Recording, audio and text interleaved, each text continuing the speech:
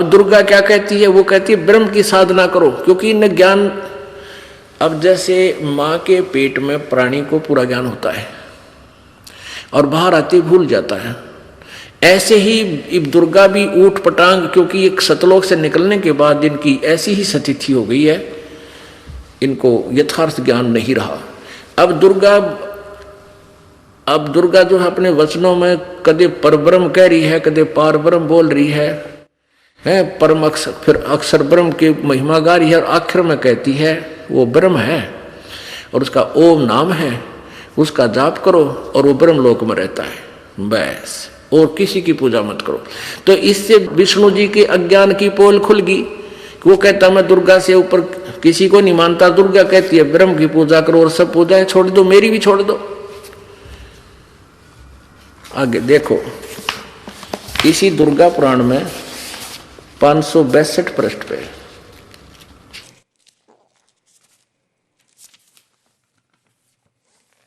ये है 7वां स्कंद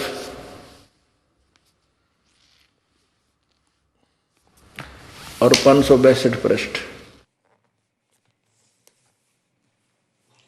देवी द्वारा हिमालय को ज्ञानोपदेश और ब्रह्म स्वरूप का वर्णन, यानी ब्रह्म का स्वरूप बताया उसने, कैसा है, क्या स्थिति है। श्री देवी कहने लगी, पर्वतराज इस प्रकार योग युक्त होकर, ये तो अपने बारे में कह रही है, यहां कहती है उस ब्रह्म का क्या स्वरूप है। यहां तो कहती है मेरी साधना कर तो ऐसे कर, आगे लिखा उस ब्रह्म का क्या स्वरूप है, यह बतलाया जाता है। जो प्रकाश रूप सबके अत्यंत समीप में स्थित हृदय रूप गुहा में स्थित होने के कारण गुहातर नाम से प्रसिद्ध है और महान पद अर्थात परम प्राप्य है। वह समस्त प्रजा के ज्ञान से परे है, अर्थात किसी की बुद्धि में आने वाला नहीं है, यह तुम जानो। जो परम प्रकाश रूप, जो सूक्ष्म से अत्यंत सूक्ष्म है, जिसमें संपूर्ण लोक और इन लून लोकों में निवास करने वाले प्राणी स्थित हैं, वही यह अक्षर ब्रह्म।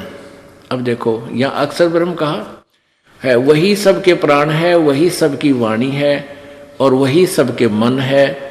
यह वह परम सत्य और अमृत अविनाशी तत्व है।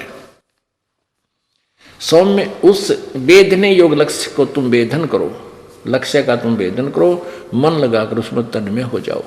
सौम्य उपनिषद में कथित महान अस्त्र रूप धनुष लेकर उस पर उपासना द्वारा तीक्ष्ण किया हुआ बाण संधान करो और फिर भावानुगत चित्त के द्वारा उस बाण को खींचकर उस अक्षर रूप ब्रह्म को ही लक्ष्य बनाकर वेदन करो। उसका के मंत्र बताओ है फिर आखिर में, ओम परमण ओम धनुष है, जीवात्मा बाण है, ब्रह्म को उसका लक्ष्य कहा जाता है, ब्रह्म। आगे देखो, उस एकमात्र परमात्मा को ही जाने, दूसरी सब बातें छोड़ दे, यानी अपनी पूजा को भी नकारा करती है और किसी की पूजा नहीं, केवल ब्रह्म पूजा करें। यही अमृत रूप परमात्मा के पास पहुंचने का पुल है, संसार समुद्र से पार होने का, अमृत रूप परमात्मा को प्राप्त करने का सुलभ साधन है। इस आत्मा का ओम के जप के साथ ध्यान करो, इससे अज्ञान में अंधकार से सर्वथा परे और संसार समुद्र से पार जो ब्रह्म है उसको पा जाओगे, तुम्हारा कल्याण हो। आगे ना ब्रह्म के ऊपर ओम नाम है, ब्रह्म उसका जाप है। और वो कहाँ रहता है, वह यह सब का आत्मा ब्रह्म ब्रह्मलोक रूप दिव्य आकाश में स्थित है, वहां रहता है।